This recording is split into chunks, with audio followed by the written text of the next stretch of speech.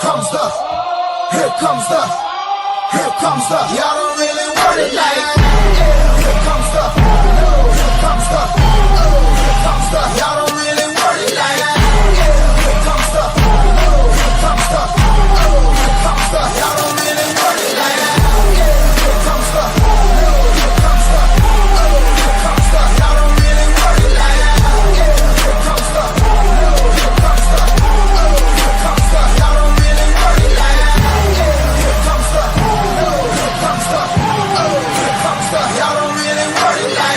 Here comes the, here comes the, here comes the. Y'all don't really want it like that. Here comes the, here comes the, here comes the. Y'all don't really want it like that. Here comes the,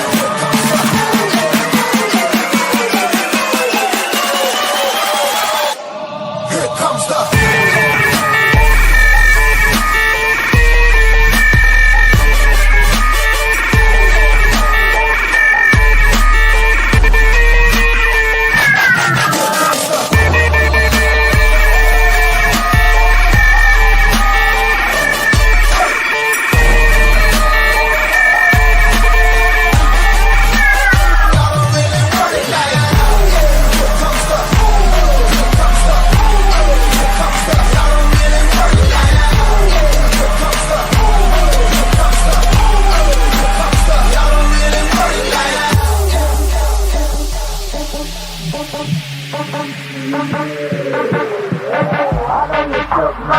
You ain't built for a skirt as a nigga can be. It's gon' sound like when I'm coming, like when I'm coming, like when I'm coming for ya. It's gon' sound like when I'm coming, like when I'm coming, like when I come for ya. It's gon' sound like here comes the, here comes the, here comes the, here comes the.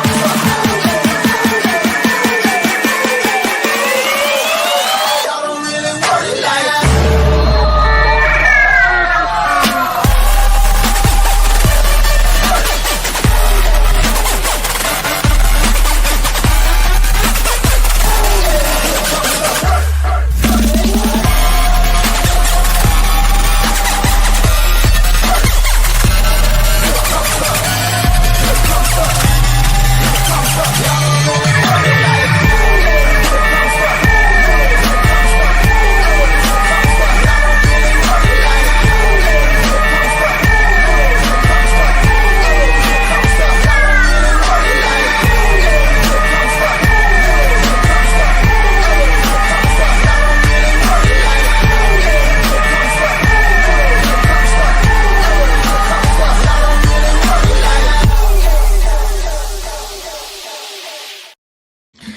What's going on, everybody?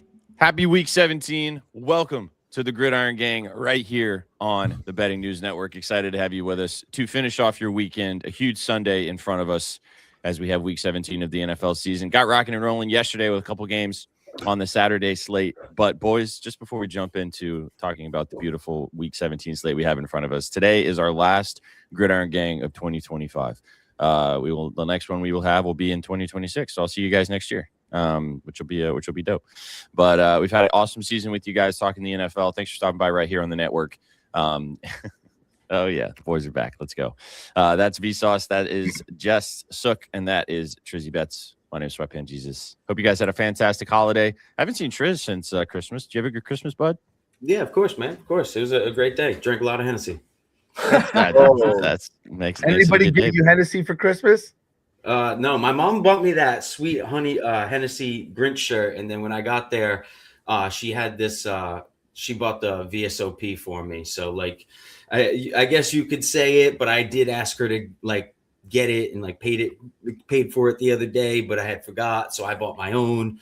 I ended up with 2 bottles of VSOP on Christmas, and I don't think both of them made it. Can I just derail us for 30 seconds? Are you boys fans of White Elephant? What is White Elephant? I don't know what that is. A Mean Christmas.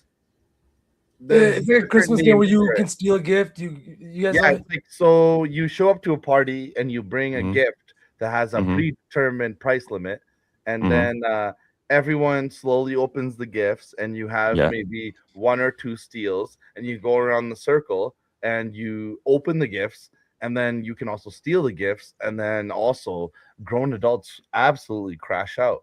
If you guys haven't played White Elephant, I I've done like Secret Santa, like Dirty Santa and stuff like that, but I've never done this White Elephant thing. Sounds kind of fun. If you get that invested, when we finally have that like a BN Christmas where we're all together, you know what I mean, in the office.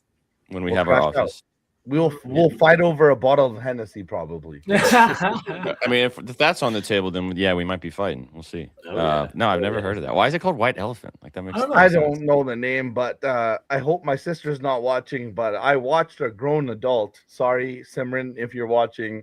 I watched a grown adult with 2 children crash out over a Lululemon toque. Yeah, somebody said stuck back to bed. But I was about to say you could have just said no names associated and someone you knew, but you had to like directly put her on blast and then say sorry I'm putting you on blast. He said my sister. He should be happy. Name. That's like the opposite of what you just did, but it's okay. Whatever. We love to see it. Appreciate you guys stopping by to finish off your Sunday. Everybody, what's up, Slander? What's up, Austin? What's up, Sean Beasy? What's up, Maddie? How we doing? Yeah, we can start with this. We can talk a little bit about what we saw yesterday, and then we'll jump into today. Obviously, little precursor. This is a reminder to set your fantasy lineups. If you're in the fantasy championship, which if you're playing fantasy this weekend, you're probably in the championship, then you've already probably set your lineup. A couple games have gone by. Jeff knows the vibes. But yesterday was fun. Chargers shit the bed once again against the Texans. Just cannot beat that team for some reason. I felt kind of bad for Justin Herbert yesterday watching that game, guys. Like, he just cannot, like, Dicker the kicker was terrible yesterday. Didn't help him out at all. Justin Herbert just had no help yesterday, and I felt bad for him. He's had that happen a lot in his career, I feel like. I mean, he goes home to Madison Beer, so you can't be too sorry for him, but, like I felt bad. His team let him down yesterday heavily across the board. Texans were good, but I thought that Herbert got really let down yesterday. What do you guys think about that game? Do we let Vsauce go first? Man, yeah. Just stick to the Chargers game first, and I'll crash out in about 2 minutes when we get to the Packers game. But in terms of that Chargers game, when Dicker the kicker missed that extra point and they went down 4 instead of 3, it just killed all momentum that they had built. The obvious thing is that offensive line sucks. You went up against the best defensive line in football. He had a very hard time. He was sacked on the 3rd play of the game. His first drop back. You know what I mean? It hasn't been an easy season for Justin Herbert, and a lot of it's just because he can't stay upright, man. So that sucks. But speaking of upright, Vsauce in the middle of an entire room that did not know any kind of bad game. He literally screamed out "Dicker the kicker" in the middle of the night. Hey, that's his name. It is. They said it on the broadcast too. This was also, I mean, that drop or that like tip in the red zone and then the interception on the pass that was just like should have caught it at the 2-yard line. That changed the whole momentum of the game too. So Gadsden wasn't very good.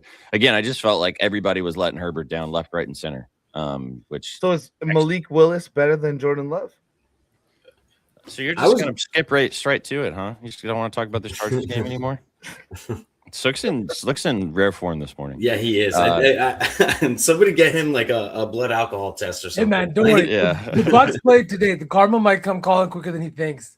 True. Ooh. Right? It is true. It's true. Any thoughts on that Chargers game, Triz? I took the Texans yesterday. I just, like, as you mentioned, I just feel like they kind of have Herbert's number a little bit, but I agree. He was not getting any help yesterday. He's still playing great with no help. He can't stay upright at all. Joe Alt hasn't played in a hot minute. I think he's only played 6 games this season, and you can kind of tell, honestly. He's kind of scrambling a little bit too much, but at the same time, that's kind of when he's most dynamic in certain aspects. I feel like that's kind of when he shines best, when he's outside of the pocket, but he still needs to have a clean pocket to get set, to be able to roll out in certain aspects.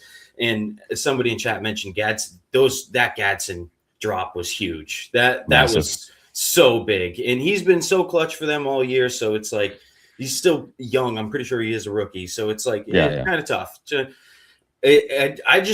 I want to see them build a real team around Herbert. I want to see the Chargers go all in, go out this offseason, sign a few big names for the offensive line, and probably some receiver help a little. I think they could probably use some receiver help, and I want to see what happens really when Herbert's kind of at his full strength and matched up with all of these other quarterbacks that he is matched up statistically, but doesn't have the skill set around him like these guys do. Maybe Josh Allen being the outlier there, but yeah, man, I don't know. I agree 100%. I mean, they did get Slater, which he went down before the season even started at right tackle, which kind of derailed their momentum going into the season. As you mentioned, Alt missed a lot of time throughout the whole season as well, which didn't help the offensive line true. But like a lot of people feel some type of way about Justin Herbert, but I've always I think he's a good quarterback, man. And I think you're right. He just needs a little more time with Harbaugh at the helm and a little more help and a little health, as a lot of players do. And then you can see what you got there. They still are super sad last night. He was a sad boy. Well, again, this was the first game watching this entire season, and a lot of Chargers games, because they've been on primetime a lot of like, he got let down last night.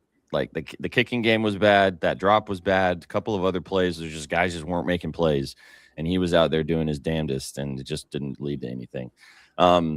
Yeah. I mean, how can you not be in this situation? He was disappointed. And I mean, even as a non-Chargers fan, I was kind of disappointed too watching that game.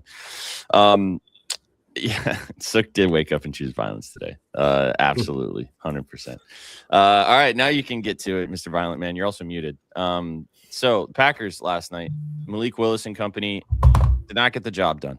However, I thought Malik Willis was really good for Green Bay last night. A game that, like, yes, they needed to win, but like already clinched the playoffs. Would have been nice to compete with the Bears to win the division, but playoffs are still going to be in Green Bay's future, which Sauceman will probably talk about in a second.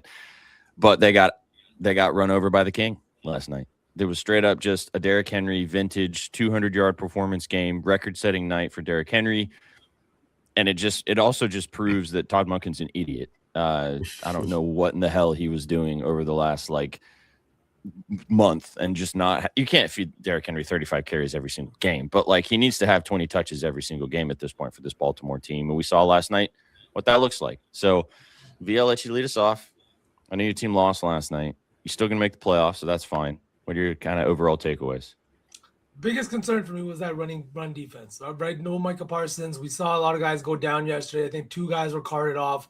Really wasn't a good day in terms of just injuries, and guys are falling off the wagon in terms of health. But we've made the playoffs, right? We've got 2 weeks to get it the fuck together to hopefully maybe go into the playoffs with a win next week. But the defense yesterday was really bad. Derrick Henry ran all over them, whether it was a loaded box, whether it was whatever it was. And it was always on like 3rd and 9. Next thing you know, first down and big play, 4 touchdowns. And congratulations if you had him in your fantasy football final. For real, dude.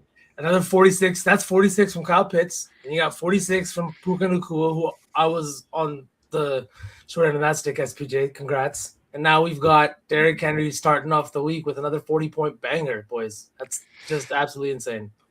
It's actually crazy because I am in the championship of y'all's league with another guy, and neither one of us have Derrick Henry. I literally like sprinted to my phone watching this happen because I obviously don't have him because Gerald drafted him before I could, asshole. But I wanted to grab him, and I was like, oh my God, does the person I'm going up against have him? And he didn't, thank God.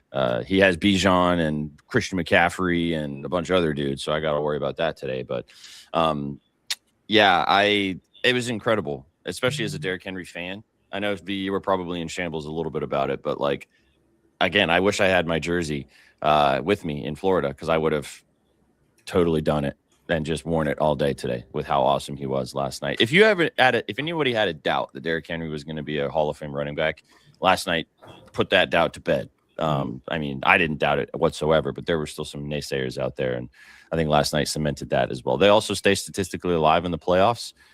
They need the Browns to win today against the Steelers. We'll see if that comes to fruition for them to stay alive. But anything else? I mean, you want to talk, Triz, what did you think about the game last night, man? So I'm going to save you for last, so you can kind of shit on V the last if you want. He's got nothing to say. I mean, I low key, like, I was watching that game yesterday and I kept thinking to myself, like, is Malik a starting quarterback in the NFL? Is he really? I don't want to get into is he better than Love, but is he a starting quarterback in general? Absolutely. Like, I think so. B definitely has thoughts on this, so go Triz. What happens if you stick him on the Steelers? I feel like they're probably significantly better. What happens if you stick them on the Dolphins? They're probably a lot better. What happens if you stick them on the Saints? Probably a lot better. I don't know. This Jets team would do crazy things on offense with Malik at the helm. So I don't know, man. I don't know how long you guys have that dude. I mean, he's been balling. So if he's gone, if he's out of the Packers facility at the end of this season, I find that hard to believe. How does one of these teams not go out there and pay him? He's still young. They will. He's still a young quarterback. I don't know. Kind of in a remember how Brissett got signed to be a starter at one point? I think he's signed to be the Pats starter. He was right before May. He was supposed to start. I feel like they could do something like that, and a team would just instantly kind of fall into a pretty good situation there. Maybe a team like the Jets should really go out and do it. But I feel like they just tried with Fields, so it's going to make it a little different, I guess. But I don't know. Malik Willis is better. old. Yeah. Malik Willis is better than Justin Fields as a quarterback in the NFL. Justin Fields obviously is an incredible runner, but Willis can also run. But, I mean, this guy is finally getting a chance. He didn't develop in Tennessee. He got drafted by the Titans, but then, didn't get a chance to really develop. Matt LaFleur has done a great job with his development in Green Bay obviously with Love, but also just in that quarterback room developing you can just tell he's become a more steady quarterback with his footwork, because when the Titans had him, he just was not developed. He was raw, and the talent's there, as you've seen, but he's come into some big situations, not only just the talent we saw last night you're talking about, Triz, but just the situations he's come into, maybe not having as many first team reps, going into big time situations in games and having to make really big plays. And he's done it. I mean, that's what you want. Like you said, out of a quarterback, yeah, you can have all the intangibles. Yeah, you can do all the footwork. And yeah, your mechanics can be blah, blah, blah. But you got to just go in there and make plays sometimes. And he's done that for the Packers. He was not the reason they lost that game last night. No, the defense was. Yeah. Like you said, the run defense was not good enough. No. Calls, I'm pretty sure that you're not trolling me on this comment. But I just want to bring it up so you know for sure. Oh, yeah, I 100% know that Derrick Henry was a Tennessee Titan for many years, and he was incredible for the Tennessee Titans. 2,000-yard rushing season, was a Hall of Famer for the Titans. So go back and watch some of his highlights in Titan Blue. It's also sad to me that we've gotten to the point now where people have forgotten that Derrick Henry was a Titan. I saw this tweet that said there's a world where Derrick Henry, Malik Willis, and A.J. Brown are all still Titans, and I just Why look are at you guys trying to fuck this guy's morning up with you guys want to know what's funny? So I'll include Vrabel in that tweet as well. Oh yeah, Vrabel. They also spelled Mike Vrabel wrong. Adam sent me that tweet immediately after that tweet went out. He sent it to me in 10 seconds after that happened, and I literally responded. I said, "I hope the Patriots lose in the first one." That was my response. I just looked it up, though. Willis is on the final year of his rookie contract, so he's a free agent this summer. And that's a very enticing option for a lot of these bad teams, especially a team like the Dolphins. Even Arizona. You're right, dude. Even Arizona, bro. That's a great situation. Raiders, again, that's another team that just kind of tried to do it. So I don't know if they'd do it again. They might go out and draft a guy. They tried to bring Geno in for a little bit less money, or actually, I think Geno makes Atlanta quarterback money. Atlanta, that's another good one. Yeah, there's a lot of teams that should be interested in him. There will be.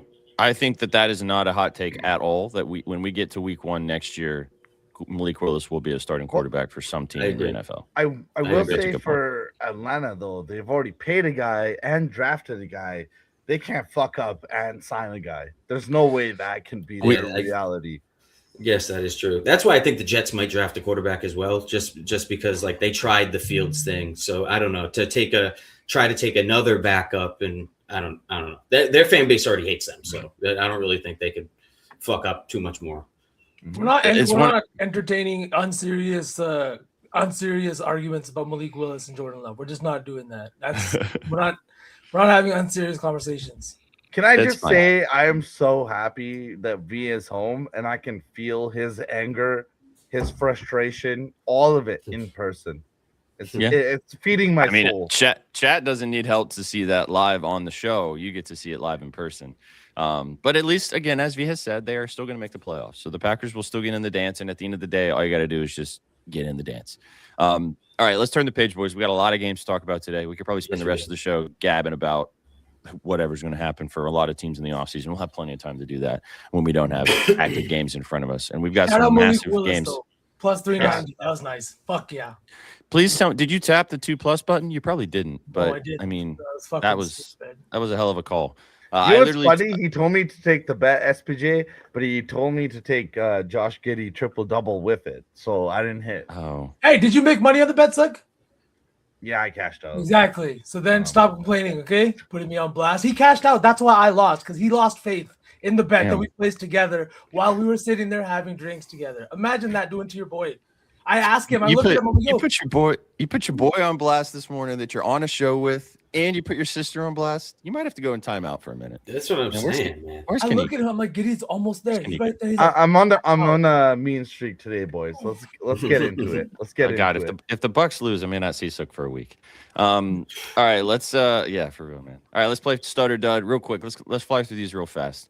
Stutter Dud, first one, Jalen Hurts, number 3 ranked quarterback this week. Massive matchup for the Eagles and the Bills in the afternoon slate and getting rocking and rolling. Decent game for Hurts last week, 22 of 30 for 185 yards and 2 tutties. Nice day on the ground as well, 7 carries for 40. If you got him, you're starting him, so it's not even a question of that. But you guys think that he has a chance to have a good day today against this Bills defense? Triz, I'll let you lead us off, man. Yes, sir. I actually think he scores a touchdown today. I took him to score a touchdown, plus 135. Let's go. So there's six fantasy points right off the rip. So I think he has a great game today. This Bills defense has been really, really struggling. I even if the Bills do come away with this game, I don't see how it's not high scoring, which then obviously Hurts can turn the ball over 3 times. But if they're putting up points, it's not really going to matter too much. Hell yeah. Anybody got any additional thoughts on Jalen Hurts? Like I said, you're starting him if you got him. But I think he has a good game. We'll talk about this defense when we get there. Bills' defense is terrible stopping the run. Maybe they just have such a good game on the ground with Saquon that it doesn't matter what Hurts does. But as you mentioned, the touchdown looks enticing. Maybe he goes in our touchdown lay as well. Boys, anything to add before we move on from the quarterbacks? Nope. No, sir. Sook's muted, so I guess not. Okay, let's go. I said I assume the tush will be pushed. There you go. That was maybe it was a good thing he was muted. Yeah, maybe it was a good thing he was muted. All right, let's move on. Running backs. Interesting one here. Number 4 ranked running back this week is the product of Boise State. Ashton Jeanty finally had his big game last week in kind of a weird spot that no one thought he was going to. 24 carries for 128 yards on the ground against that Texans defense and had that singular catch for 60 and another touchdown. Today he gets an enticing matchup, and this is the toilet bowl game. This is the please someone win this game so they can not be the number 1 overall pick. It's going to be fun watching both of these teams try to lose this game in funny ways against the Giants today. However, the Giants have a terrible rushing defense. Jeanty had a great game last week. Sauceman, you're muted, but do you think that Jeanty can have a big game today? Are you starting him if you got him? Man, I am. This Giants defense is horrendous. They're so bad. I know this offensive line is really, really bad, but they've been gashed on the ground again and again. Genty's been heavily utilized over the last few weeks, and it kind of feels like he's coming into his own a little bit. So, I think he's going to be a stud.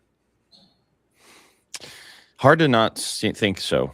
The matchup makes too much sense, but again, there's going to be some weird stuff that happens in this game. We'll get there when we talk about the game specifically, as both of these teams are fighting for the number 1 overall pick. We'll see how that plays out. Last one.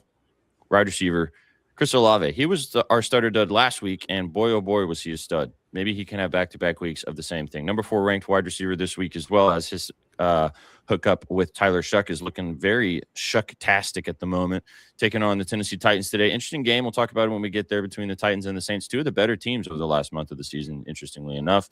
10 catches for 148 on the ground or through the air last week for 2 tutties. Sauceman, you were all over it last week with Olave. Do you think that he has a chance to have another big game today against the Titans? Oh, yeah, absolutely, man. You know that the Titans secondary has been kind of pretty bad this year, and Olave's playing these games despite not playing for anything, but the Saints have won 3 games in a row. going for 4. And it's the first time since 2017 that that's happened. They've been really, really bad for the last few years. And I think that finally the vibes are high. I think that finally they're playing good. And I think they want to keep that rolling into next year. Kellen Moore's been fantastic. And I think a lot of it is because of how good Olave and Shuck's connection has been. So, yeah, starting stud.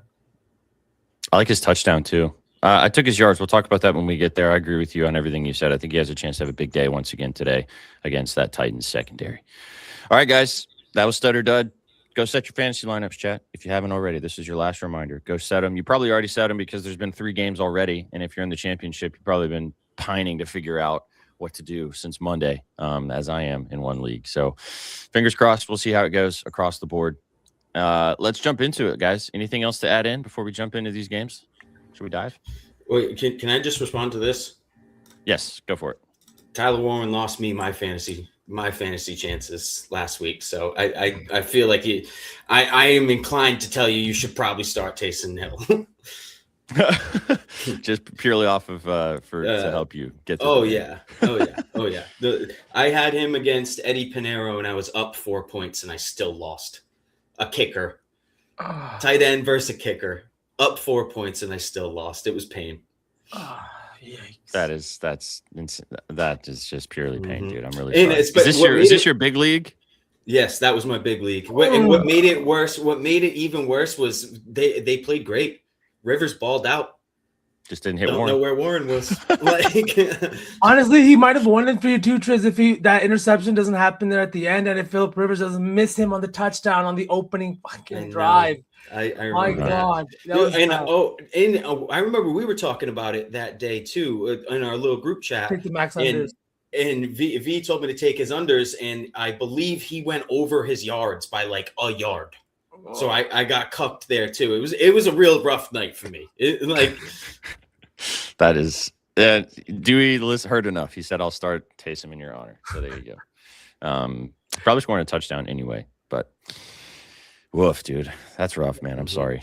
It's okay. That's fantasy. It's fantasy in a nutshell, right? That's how it goes. It's championship weekend in a nutshell too. You know, we had a few guys do absolutely nothing and a few unexpected guys do. It's like that every year. You know, every year it's like the winner of fantasy is never starting somebody that should be starting at the end. You know what I mean? It's like take Malik Willis per chance, right? Who was starting Malik Willis yesterday? But he might be the top scoring quarterback this week in fantasy. Yeah, 100%. Well, we've talked about Jacoby Brissett also quite a few times over the last couple of weeks. People have been starting him. If you would have said that to somebody starting in the regular season, they would have laughed in your face, man.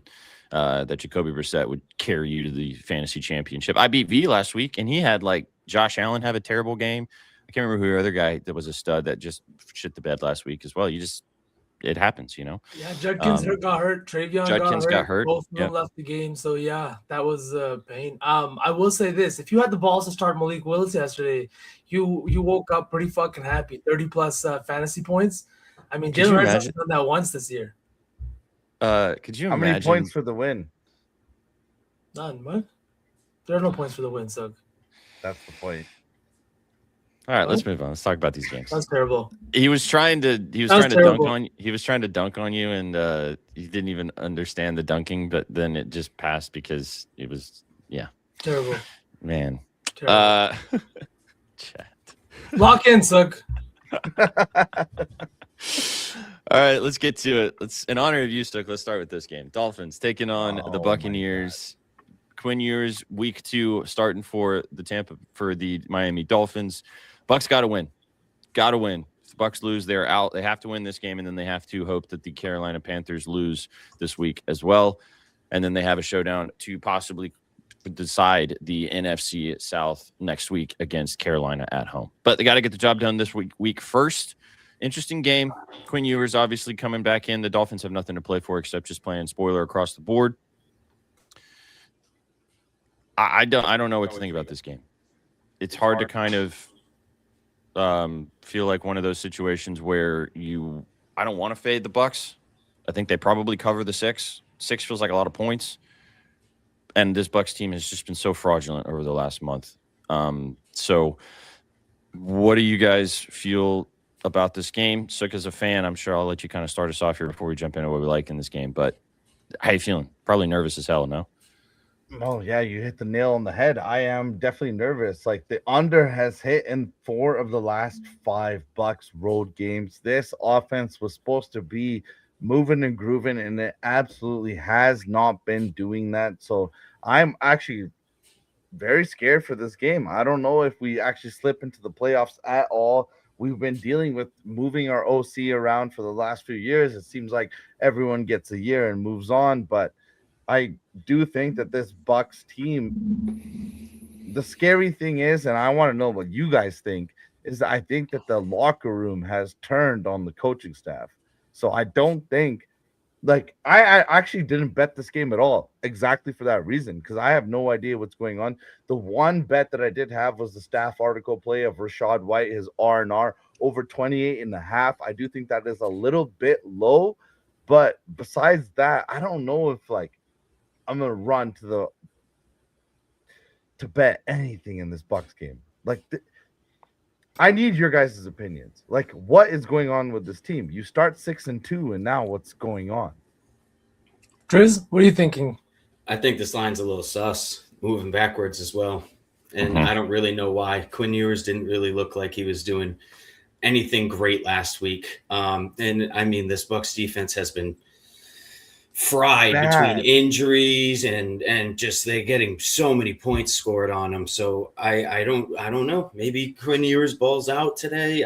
I not exactly sure. Maybe they keep it close. It doesn't really seem like the Bucks have had much luck pulling away from any team they've played all year. So I find it hard to believe that the Dolphins don't kind of hang around in this game one way or another. But that is so true as well. But are they going to get BTA'd back-to-back weeks? I don't know. We've seen the worst teams hang around after getting BTA'd, you know? The thing that worries me too with the Bucks is Tristan Wirfs is out once again. He won't be up there on the offensive line, and the defensive line hasn't really done anything to get pressure. If there's anything that you don't like, I mean, with the rookie QB, the one thing you don't want to see is pressure. It just makes everything harder to go through your reads, harder to read the defense.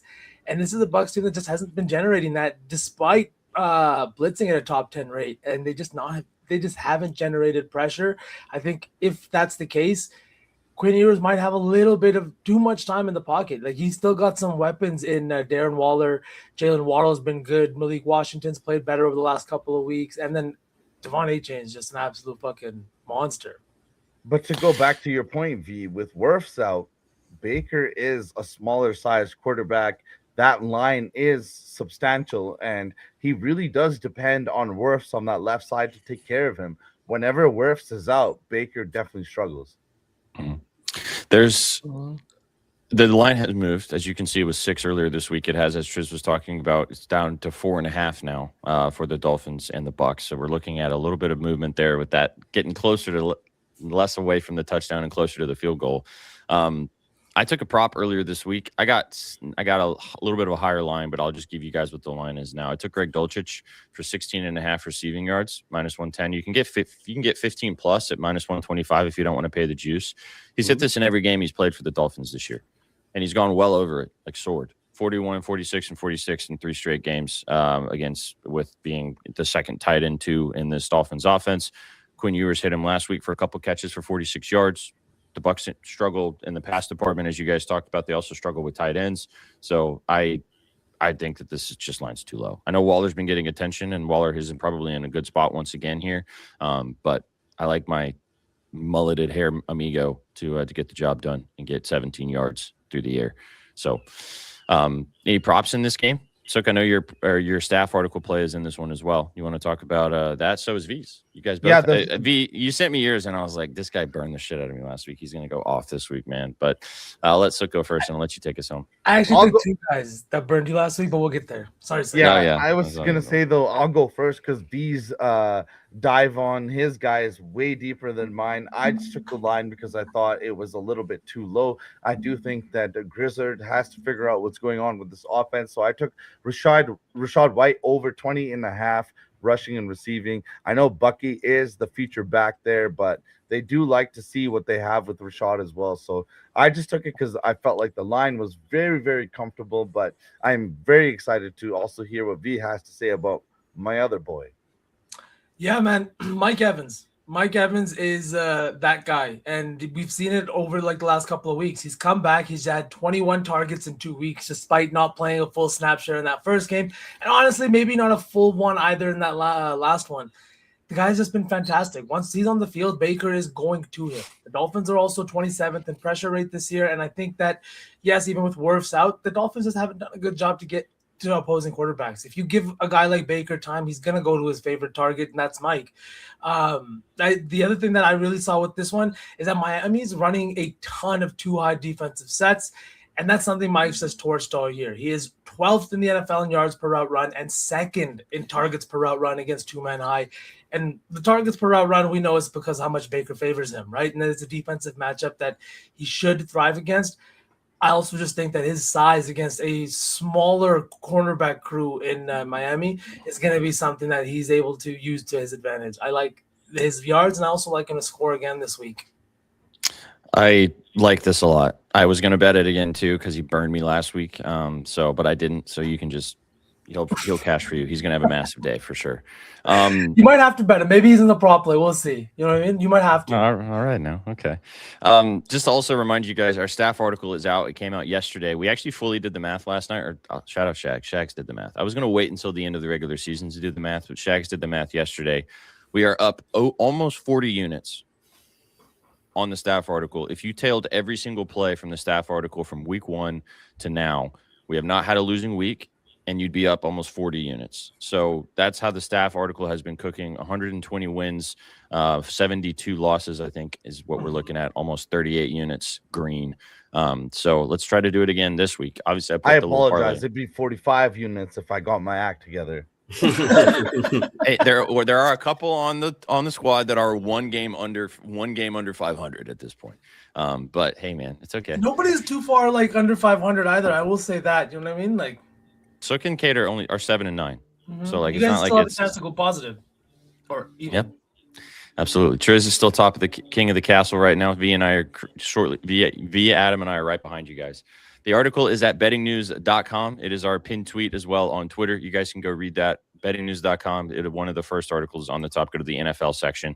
It's free. It's 12. I'm sure one of these guys is dropping the link in the chat. Slick's been bitching about the NFL over the last couple of weeks. Mm-hmm. So there's the article. If you want to go check it out. We're going to talk about a lot of the plays here on the show. So maybe pull it up on a separate tab. But that's where the article is if you want to go give it a gander. Goes out every Saturday in the NFL season. It should be fun for the playoffs too. We'll see how that goes as well. But okay, guys, let's jump to the next game on the docket. Nothing else for this Tampa Bay game, right? No. All good? Yep. Okay. Should be an interesting one, and hopefully Sook doesn't have to crash out later if the Bucks got to win, right? Right? You'd think, right? Cardinals, another game that doesn't matter. However, should be fun. Bengals, Cardinals 7.5-point dogs here against Joe Burrow and company. Huge total, 53.5-point total. It's actually dropped to a 7 flat on the spread as well. Triz, this line feels like something that you might want to talk about here, either the total or the spread. So take it away. What are you kind of thinking in this meaningless game from a standings perspective? But there's a lot of guys that could probably get after it on the field with 2 bad defenses. What are you feeling? Yeah, I took the over. Probably one of the squarest plays on the board today. I know it's a heavily bet total, but I just don't see how it doesn't hit. I really don't. This Bengals defense is so bad. The Cardinals defense is so bad. We've seen last week, Burrow, Chase Brown, they all balled out, even though they're not playing for anything. At this point, they're just kind of playing for chemistry, trying to keep things together a little bit, head into next season on a good note. And I think they continue to roll here. I don't really see how this Cardinals defense is going to put up much of a fight.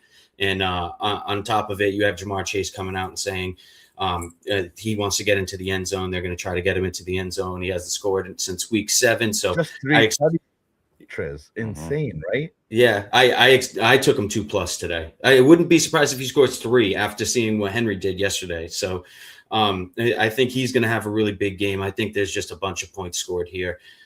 Michael Wilson's been doing great for the Cardinals. They have their rushing attack back a little bit.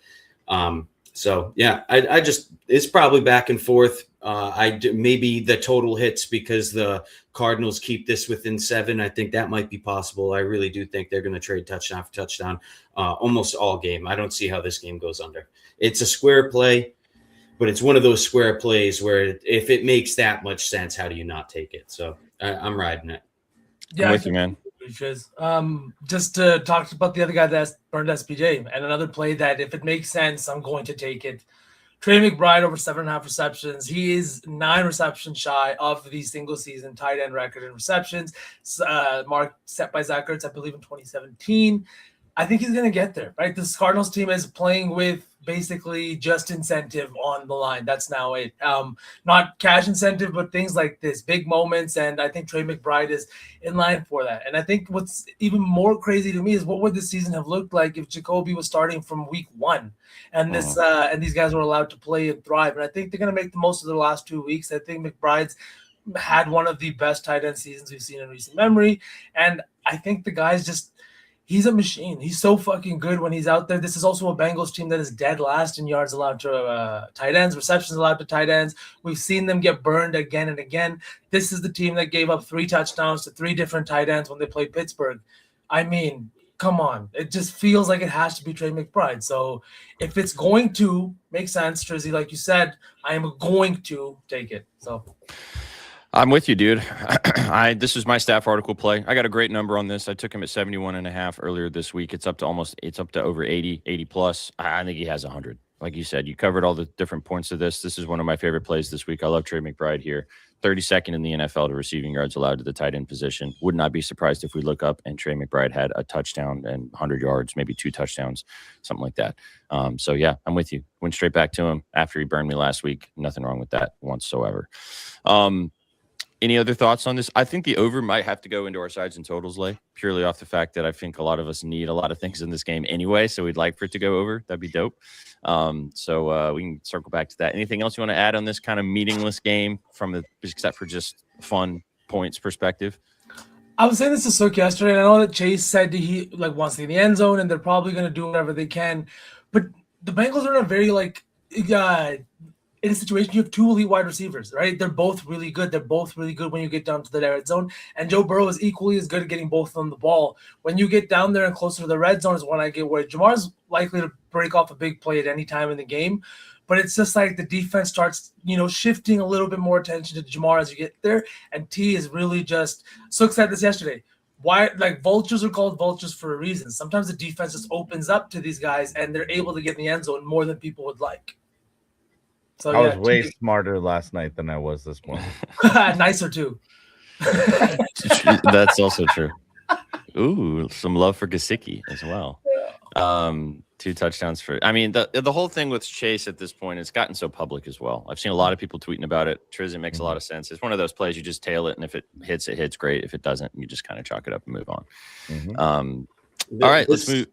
This past week's been very sharp in the NFL. If you look at Christmas Day, they must have made a killing Christmas Day. All 3 dogs covered, I think. Yep, 2 of 3 unders.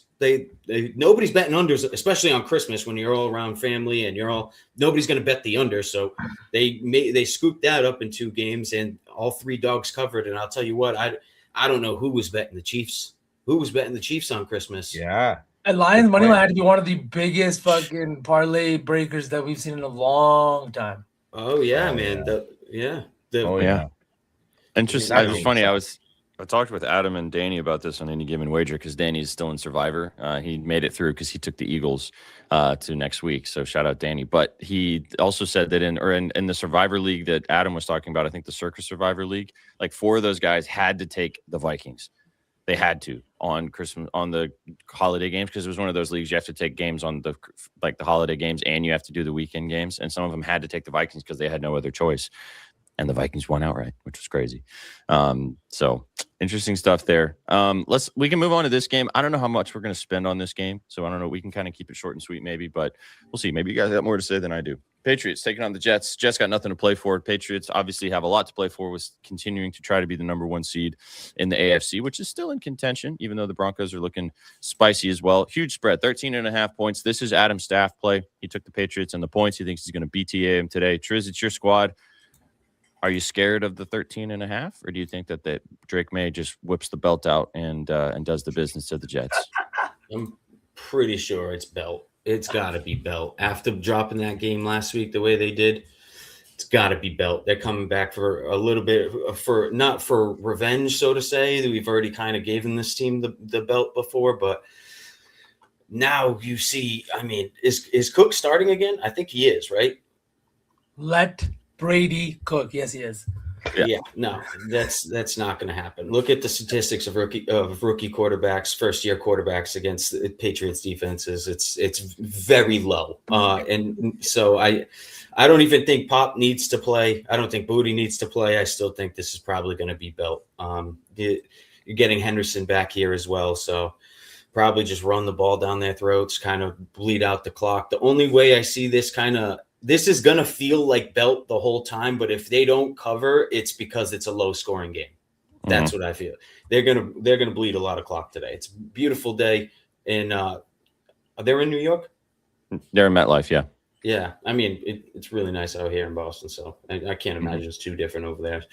Probably just going to be a normal slugfest AFC East matchup, but I don't see how it's not belt.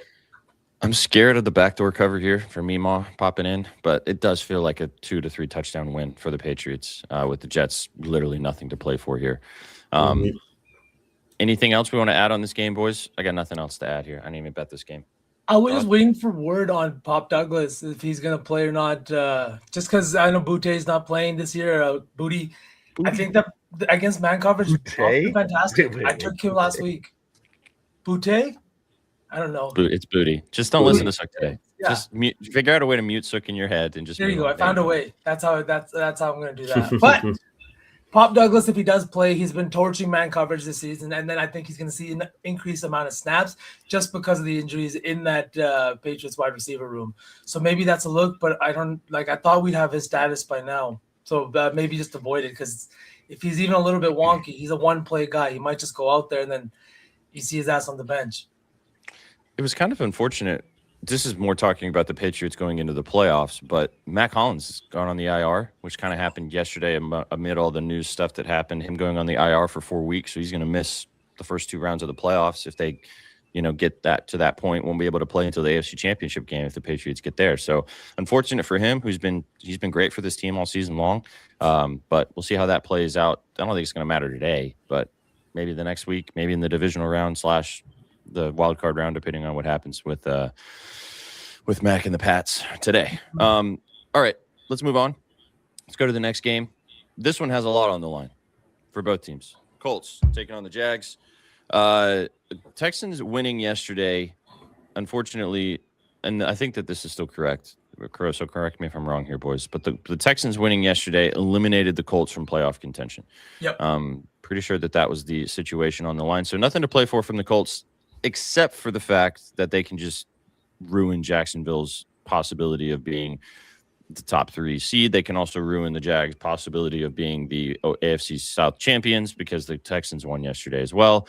So Old Man Rivers and company don't have anything to play for from a season perspective in the fact of what we're looking at in the playoffs, but they can ruin the Jags' day. 6-point spread was the spread earlier this week. This spread has dropped down to 4.5 in some places now, but I'll let Triz take it away on why he likes maybe Old Man Rivers to play a little bit of some fun today. But to do that, Triz, let's go dancing. This is the rhythm of my life. My life. Oh yeah. I know you wanna say it. This is the rhythm of the night.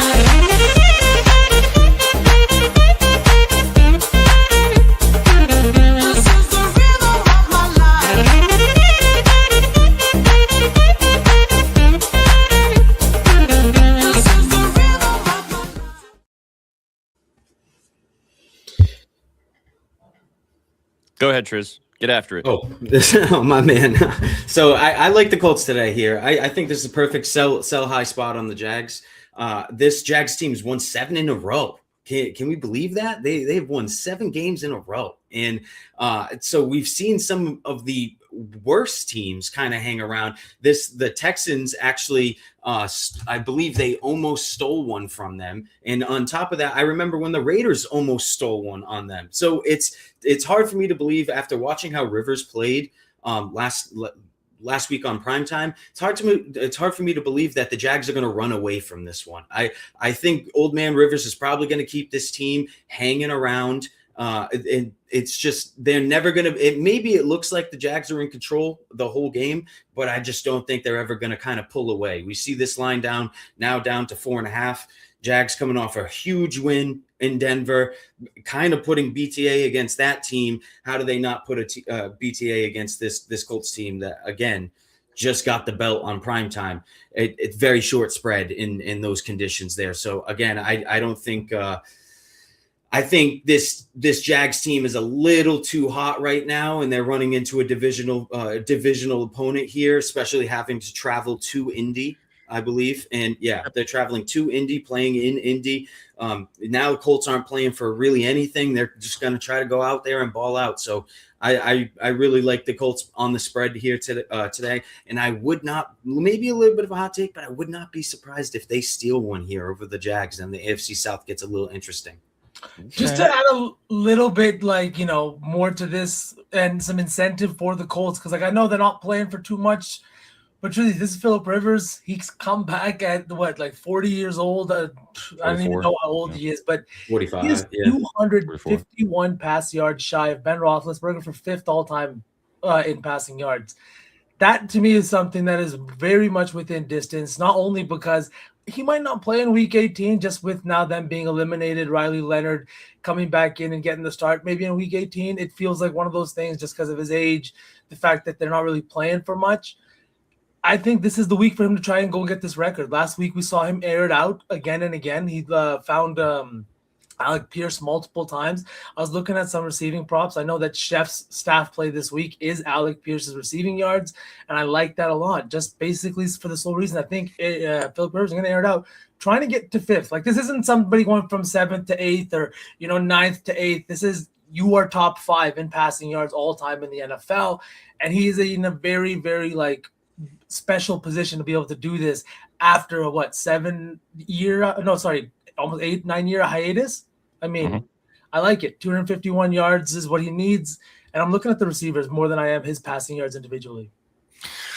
Yeah, I'm on Alec Pierce as well. I took it earlier this week. I didn't get as good of a number. 39.5 receiving yards was the line I got, but I'm with you. I like this a lot. He's hit this in 3 straight games against Jacksonville too, and Rivers just is looking Alec Pierce's way over the last couple of weeks since he's come in to start kind of gaining that little bit of chemistry, and I guess in the few practices they've had. The other one I like a lot, Betsky's on this. That's his staff article play. I locked it in earlier this week. Kind of goes into what we're talking about with Trizzy thinking the Colts keep this game close. Trevor Lawrence has been absolutely awesome over the last month of the season.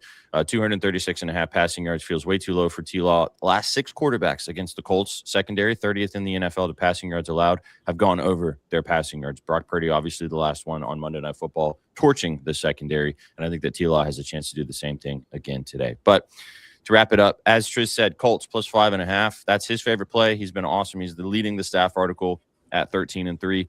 And the RITHMM model likes it as well. It's one of their favorite plays today, too. You can get involved with RITHMM with our promo code VIBES25 to get 25% off your subscription. Go check it out. It's just like paying for Netflix, but a little cheaper.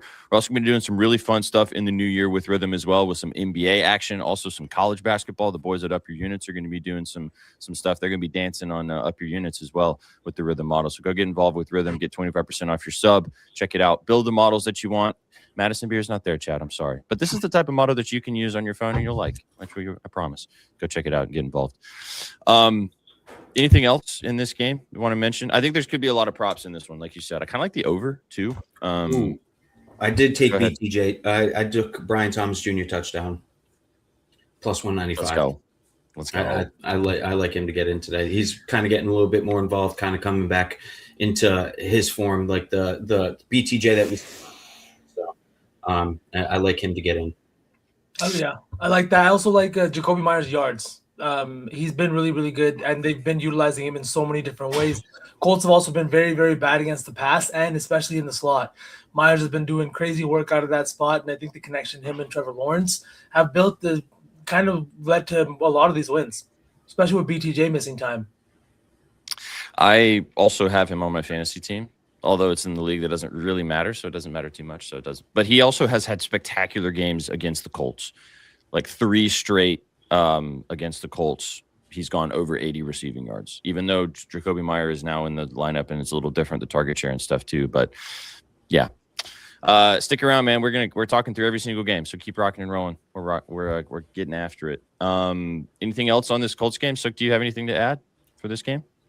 I almost took the Colts on the money line. I just think they've been so bad lately that they're due for one. They don't want to end this season the way that it's gone. Like that has to be very, very troubling for that locker room, because there was a lot of hope in the first 7 weeks of this season. So I definitely do think that the Colts could maybe make some noise today. 7-1 start, and then you lose 6 of the next 7. Just absolutely. Oof. Oh, I would be so sad if I was a Colts fan. That's tough. But I'm a Bucks fan, so I'm also sad. So we dealt with the same shit. This might also leak its way into our sides and totals lay. We'll see. All right, let's talk about another huge game with a lot on the line. Steelers taking on the Browns. Steelers have a chance to lock up. I'm pretty sure they have a chance to lock up the division with a win today against the Cleveland Browns. Browns get a chance to play spoiler in that opportunity, as the Ravens might come knocking to the Steelers' door next week. That could be a massive game with a lot of implications if the Browns can get a dub today. Shedeur Sanders and company, 3-point dogs at home. Crazy low total. Triz, you talked about these totals over the last month with this Browns team. Look at that one today. 34.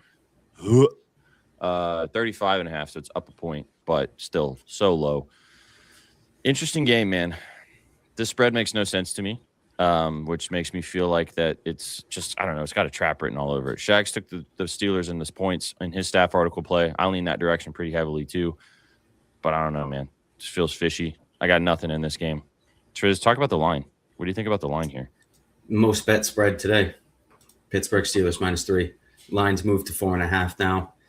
Feels like one of those days where it lands right in the middle of the current spread and the opening spread. Feels like one of those types of games. I don't really. We've seen Aaron Rodgers and this Pittsburgh offense struggle against way, way worse defenses. Like way, way worse defense. They couldn't score a touchdown against the Chargers on primetime.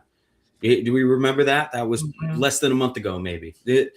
I don't see how they're going to come in here and beat this Browns defense by a touchdown. I just don't. I think that's a little unrealistic. Maybe they win the game by a field goal. Maybe the spread makes a little bit of sense then, but I don't know. I find it hard to believe that the Browns aren't going to hang around this game. Take Shedeur out of it, the defense is basically the whole team anyway. So it's. I just think the Browns defense is going to really keep them in this game. I just find it very, very hard to believe with how well this Browns defense has been playing. And even like the Steelers offense has been kind of clicking in recent weeks, but it wasn't like that all season. So I feel like it's got to drop down to the median. We got to kind of average out here, and there's no other time to average out than against a really stout Browns defense. What do you think about Gainwell then? Speaking of their offense, and it seems like Rodgers and Gainwell kind of have been building a rapport. Do you think that running back can look like a wide receiver again today, or what are you thinking? I was actually looking at MVS for the Steelers. They brought him in. Aaron Rodgers loves him. They almost connected on a couple of really big deep balls last week. So I don't know. I mean, I don't know if Aaron Rodgers is going to have time to throw the football. I don't know if he's going to have any success throwing the football, to be 100% honest. They had no DK today as well, right? Like, I didn't even touch on that as far as the Browns love. There's no DK in this game. So how are the Steelers scoring points, really? Like, yeah. I don't know. I feel like it's tough. Rodgers is 41-42. It's a little bit harder to make those lower end receivers and lower end tight ends look a little better at that age, with the mobility he has at this point. I don't know, man. The spread seems fishy, as you said. Most bet spread today as well. Gainwell is a good pull, Sook. He's been awesome. His rushing and receiving yards line feels very comfortable. Jaylen Warren also had a fantastic game running the football last week against Detroit, and this Browns defense has been bad stopping the run, especially the last 4 games. Good to start the season, bad this season, or bad over the last month, like I mentioned. again, this spread, and just B-Dot said it earlier. And I mean, you know, if you want to tinfoil hat this makes a bunch of sense. This Like, is it really what I does. was kind of waiting to say. Like, putting my tinfoil hat on, how much sense does it make for next week's game to be flexed to prime time? We got an AFC North battle, playoff spot on the line, division on the line. Lamar Jackson could be back in the lineup. DK's appeal is right now being looked at. I have no fucking idea what's going to happen or how it's going to happen with how bad Shadur has been. But my God, this line is fishy. The total's fishy. And it was just in chat. The weather's ugly, boys. High amounts of rain. It's very cold, very windy. It doesn't look like it's going to be points weather. It feels like it's going to be football weather, and the kind of football weather where we see some turnovers, we see some, some sacks, and Myles Garrett's hunting for that sack record. He's a half sack short. One full sack will give him the record officially. I don't know. I think Trizzy's right. This could be one of those ugly-ass grind-em-out games. So you're muted. It's okay. We didn't need to hear that. I said hunting for sacks. Sounds like your Saturday night. Could have just kept yourself muted for that. But you decided to unmute yourself to say it again. Okay, After saying we didn't need to hear it. And then he's but it's yeah. like the third time. One guy I did take those, Darnell Washington, over 24.5 receiving yards. The reason I did is because of everything Trizzy said. I took the touchdown too. Plus 490, that's a little wild. But let's talk about the receiving yards. Like Trizzy said, who's going to catch the ball? The weather's ugly. He has shown a fondness for his tight ends. And this is a guy that has been fantastic in yards after the catch. Boys, he is third in the league in yards after the catch per reception, averaging 7.66 yards after the catch. I think this is a guy that if you get him the ball, he is going to make guys miss. We've seen how big he is, how much he's able to break tackles. And in this kind of weather, that is sometimes what you need. You need to get the big boy the ball and let him run down the field, right? Let the big boy do the big boy things and let him get in the end zone for plus 490 because I would love that too. But yeah, that's all Nice. I've got. Hell yeah. This is, again, gross game, man. Grody game. Would not be shocked whatsoever if the Steelers win this game by a touchdown. Would also not be shocked whatsoever if we look up and the Browns randomly win for all the different reasons we talked about. So, funky game. See what happens in the battle of nastiness in the AFC North. Also, this is one of those games, too. How many Browns fans are going to be at this game? Like, could you imagine going to watch your team in a meaningless game when it's raining and sub-zero? Like, that sounds terrible. I think you underestimate how nuts these Browns fans are. Yeah, I was They've gonna been say, doing it their whole lives. They haven't been good in I don't even know. I mean, they were decent with Baker for 2 years, but other than that, they haven't been good like ever. I feel like they've never really gone and watched meaningful football over there. So they're going to be a bunch of guys with tarps off for sure. Yeah. They almost sold out for the tie. Yeah, Steelers fan. What's up? SOOTG. All right, boys. Last two games in the early slate, and then we'll move to the late slate. Sook is a big Seahawks guy today. Really big Seahawks guy because he needs them to take care of business against the Panthers. Panthers 7-point spread here, 6.5 in some places. It dropped below the touchdown number. 42 flat, 42.5 depending on where you're shopping. As I mentioned, the Carolina Panthers have a chance. Do they have a chance to win the division today, Sook, if they win this game? Not win the division, but they'll be in the driver's seat if they do get this dub. Yeah. All right. So the Panthers pretty much get to the point where that last game of the season, as long as they just don't shit the bed, they'll be fine against the Bucs. However, the Seahawks on the other side of things don't really have a lot to play for except continuing to be the number one seed. Yeah, a huge Panthers guy today. There you go, Synergy. It's hard. Again, tough situationally here. I know Rico Dowdle under rushing yards was Kate's play today with everything he has on the line and incentives. It's hard to kind of want to get on board with that, but the logic makes sense with how good the Seahawks defense has been. Seahawks have a chance to I'm pretty sure they have a chance to lock up the number one seed if they win this football game. I know the Niners still have some stuff to say there. Rams obviously too, but if the Niners win on this evening, we'll see what happens there. But the Seahawks have a chance to be in the driver's seat too if they win this game, and it is a touchdown spread. I got nothing in this one. Sauceman, you're muted. Do you want to lead us off? And if you got anything in this game, you don't want to lead us off. All right, Triz, take it away. Do you got anything in this one? Yeah, I'm on the Seahawks here. I took the Seahawks, but I took the Seahawks on the spread. I think the spread's very wide for how this Panthers team has been playing. They just came away with a win over the Bucks. Seahawks sneaked one out on primetime over the Rams. Maybe that's why it's 7, because the Rams are looked at one of the better teams in the league. But again, you look at this Panthers team; they're winning a lot of games. They're making some noise over here, and I think with a 7-point spread, that's very.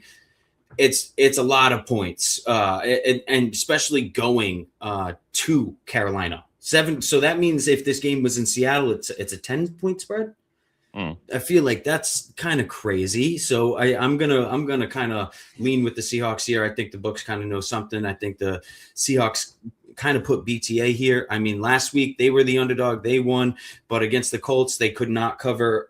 They couldn't cover their spread. That was a big spread, and only snuck out of that game by 2. So again, books had no problem hanging another big spread on them against this Panthers team. So I think they cover. They win by a touchdown. I think they run the football all over Carolina. When I looked at the spread earlier in the week when we were talking about it, I lean with the Seahawks too. Panthers have made some funny wins this season / covered big spreads in lots of situations where people didn't think they were going to.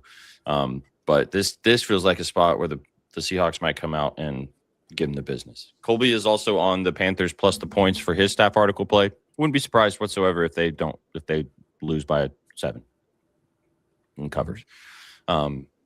Any other thoughts on some props in this one? Chat's talking about a few props in the game. If you want to get involved with some stuff the chat's mentioning, anybody got any officials that they want to mention in the prop department? Coach, you're muted. Oh, muted. Coach, you're muted. All right. Okay. Now, nobody gets it. No, I'm just kidding. JSN. I'm going up against him in my fantasy football finals, so I just know that he's going to go absolutely bonkers because that's how that works. Panthers have also been pretty good defensively, but this defense, we saw what Darnold did last week. 16 points in that fourth quarter after 2 interceptions in that second half too. I don't know. It feels like the Seahawks team is different this year. It feels like they don't give up in games, and the defense has been elite. But all that being said, the Panthers only come out to play when everybody thinks that they have gone home or mailed it in. So, wins against the Rams, the Packers, the Buccaneers. I don't know. It's a weird team, but I'm gonna tune into this one. Weirdly enough. Yeah, there's a lot on the line today. One more mention. I didn't bet this, but I like this quite a bit. Zach Charbonnet over 35.5 rushing and receiving yards. It's been really, really good. Him and Kenneth Walker kind of splitting time in the backfield, obviously, for this Panthers team, for the Seahawks team. But I've been on the Charbonnet train. I've been on my fantasy team too, which has been helpful because he is kind of a vulture when he gets to the end zone with the red zone too. But he's been good in the pass department, been good in the rushing department. 35.5 for his rushing and receiving yard line feels very comfortable. And the touchdown at what's the line? Plus 130. It's also kind of telling too. So yeah, point Zach about Charbonnet. Darnold, I think is also going to be he needs passing touchdowns. They might just be airing it out a little bit more. And it's not that he's going to need it, but I mean, he might send some deep shots out. He's been more than happy to do that too. It's on the road, but Carolina, the weather's not too much of an issue from what I'm seeing, I think. And hey man, you might find some value on a guy like AJ Barner because are all 4 touchdowns going to go to JSN? I highly doubt that. And now that I say that, he probably has 4, and I'm going to get fucked in fantasy. I mean, just because you're just mentioning did that to incentives, yourself. I'm going to bet 4 now. That's never hitting, so. Go ahead, Sick. About I was Dowdle. just gonna say Dowdle's 70 yards away from a milli, so keep that in mind as well. Yeah. He's on his under. Yeah, Kate is on his under. Even though Blur Sauce was, Kate is on his under purely off the matchup. So we'll see what happens with that. I had to put it in the article, in the article, and then I had to put it in the 12-leg parlay, and my hand was like, I don't have it on my book. I can't find this line. I cannot find this line. Where is this under? Can't see it. Except it was there, unfortunately. All right, let's move on. Last game in the early window. Chat, drop a dub if you're enjoying the show today. A lot of you guys are getting involved in the chat. We love to see it. If you're watching us on Twitter, thanks for being here. If you're watching us on YouTube, thanks for being here. But come and hang out with us on Twitch, twitch.tv/bettingnews. Best way to watch the show. We go live every single Sunday breaking down the NFL slate right here on the Gridiron Gang. Vibes are high. We also go live every single day. So if this is your first time, come back and hang out with us tomorrow. All right, guys. Last game, early window. Save the best for last. Titans taking on the Mother Shuckers, the New Orleans Saints coming to town to Nashville to take on Cam Ward and company. 2.5 points is the spread. It's actually dropped down to 1.5 now for the Titans. I wish I got involved with the 3 when it opened up earlier this week. 39.5 point total. Interestingly, like I mentioned to start us off, these two teams have been playing some of the best football over the last 3 weeks of the season. I know it sounds shocking because these teams are bad, but they have been very good over the last 3 games. Saints are 3 winners of 3 straight. Titans have won 2 of their last 3 and put up a bunch of points last week against the Chiefs, even though that was a meaningless game for both of those teams. So of all the meaningless games today, this one actually could be fairly entertaining. I don't have any bets in this game except on the Saints side of things, but I kind of like the Titans to cover. Didn't bet them.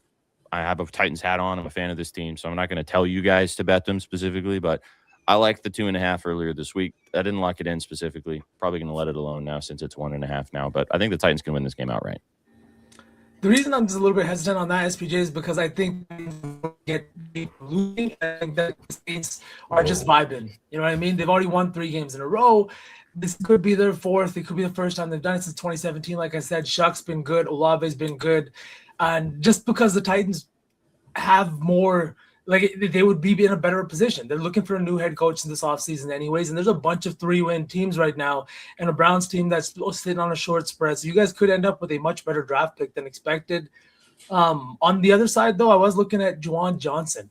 He's got some incentives on deck that I was looking at that I thought he has a really good matchup too in this matchup. I know you're going to talk about Chris Olave, but Juwan Johnson's also really, really been good. He had 9 targets last week, caught 8 of them, had 80-plus yards, and this is a Titans defense that does give up a ton through the air, and they've been playing good offensively. So like you said, SPJ, I think this is going to be a game where maybe it's a little bit closer than we think.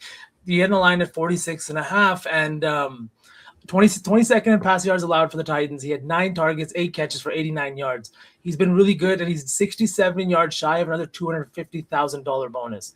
Obviously, he could get it next week as well, but I'm just saying the line's sitting at 49.5. So I took that. No, I like it. It makes a lot of sense. Go ahead, Triz. I got a prop to talk about, but what's your thoughts on this game as a whole? I took the Titans. Let's Took go. Titans at 1.5 points. I mean, you don't really need to take the spread. You could probably take the money line. This makes no sense. Reverse line movement here. The Saints are getting slammed. It is one of the other most bet spreads of the week. I believe it was the 3rd on the list. So it's one of the most bet spreads this week, and somehow this line's moving backwards. I don't think it makes too much sense with how red hot the Saints team has been. As V mentioned before, Tyler Shaw's playing very, very good. And I mean, Cam Ward has been secretly balling out. He's not really putting up the best numbers, but he's been cooking. So again, you're playing 2 really bad teams here. And I mean, short spread for 2 really bad teams, and only one of them's playing really good. So I'm going to take Cam Ward, the former number 1 overall pick, to get something done today at home. So I like it. I think it's gross. It's nasty. It's one of those hold your nose type of plays. But we got to remember here, the Saints team has won 3 in a row, but they are very bad. So you're betting on 2 very bad teams here, and I'm going to take one that has potential. And on a short line here, I think this is the reverse line movement is very sus to me. I have to jump in on it. I wouldn't be who I am if I didn't bet the Titans today. Yeah, like I said, I'm pissed I didn't get the 2.5. I don't think it's going to matter. I think the Titans could win this game outright, but it's a win-win for me. If they lose, as V said, they get a better draft position. As long as they just keep playing well and Cam Ward keeps developing, that's all I care about in this game. Tyler Shuck, as you mentioned, also has been very good too. So get to see 2 young quarterbacks with the opportunity to be franchise quarterbacks possibly look like that today in Nashville. I want to ask you about this other guy before you get into your play. Sorry, DK. He's had a touchdown, I think, in 3 of his last 6 games. His target share has really increased over the last few weeks, and he is a vertical threat. This is a Saints team that is bottom 10 in pass rush. They're not generating pressure. I know Cam Jordan is playing maybe possibly his last 2 games, but this is a guy that they haven't done anything all year against opposing QBs. And if Cam Ward has a little bit of time in the pocket and developing routes downfield, is DK not likely to catch a bomb? I love his touchdown. plus 275 in certain spots. You also get the benefit of the fact if he can also return a kickoff or a punt for a touchdown as well. He's a kicker. He also just got announced this week that he will be the Pro Bowl starter for the AFC as the returner for the AFC, as he's been the best returner in the kicking game this season. Chimere Dike, learn the name. I like him a lot, though. They've been getting him more and more involved in the offense, too, especially in getting more wide receiver reps. He also they run him like a lot of bubble screens and things like that. He hasn't hit one of those yet for a big play, but I like his receiving yards, too. I started him in fantasy this week in our league when I have to win because I kind of had to, but he scored me a touchdown last week. So I like the touchdown for plus 275. I think you're onto something there, too. Okay. Yeah, just to mention the other play I have in this game on the other side of things. Like I said, I'll probably end up taking the Titans in my own little corner with Triz. But I love Chris Olave in this spot, 68.5 receiving yards. As you mentioned, we talked about it earlier in the show. He went over this line, soared last week, over 100 receiving yards, 2 touchdowns with Tyler Shuck, finally making that connection with 10 catches. I think he has his opportunity to do the same thing again today. This Titans secondary is pretty bad. It's a bunch of guys you don't really know are undrafted free agents or late round picks that are just trying to make their name in the NFL because of injuries across the board for the Titans. It didn't really matter when they were healthy, though. They were a bottom 5 unit stopping the pass, and I think that's going to be on display once again today. So Olave, 68.5. Wouldn't be surprised if we look up and he had 100 and a touchdown once again this week. As I mentioned, there should be a fun game for 2 bad teams. So if you do want to, this one might pop up on Red Zone more often than you think. And if you haven't been watching Saints or Titans games, they've been kind of low key cooking. So, all right, let's move on to the late window, lads. Jump into what we got going on in. Sorry, one last point on that game. Your boy Van Jefferson, he's 4 receptions away from $100,000. You can get the 3 receptions for plus money on most books. I don't know how you feel about that prop, SPJ. You're kind of the Titans guy here, so how do you feel? I think this is one of those situations where you could probably lean into that a little more, especially because he's a veteran. I don't think he's going to be on the team next year. He got brought in to be helpful to that young wide receiver room. And Mike McCoy seems like the type of coach, even though he's not going to interim coach or whatever, that wants to get a guy like that the bag in his last little moments of this season with nothing to play for. So I wouldn't be. Yeah, you're right. Yeah, I wouldn't be surprised if you look up and he has 3 or 4 catches today, or if he might have 2 today and 2 next week. Do it that way around, but wouldn't be surprised whatsoever. I don't know how much we're going to spend on this next game, but we got to talk about it. Late window starts here, and it's the battle of who wants to have the number 1 overall pick. Both teams have made it pretty clear that they want it, as they are sitting out stars across the board. Gino and company, 1-point dogs, 2.5-point dogs now. Giants favored here, Jackson Dart and Tyrone Tracy, as you can see on the screen. The winner of this game is no longer the number 1 overall pick. The loser of this game will then be the number 1 overall pick in the draft. So both of these teams with nothing to play for except just trying to be bad. Who could be the worst in this game? As I mentioned earlier, Ashton Jeanty, great matchup here against the Giants with one of the worst rushing defenses in the NFL.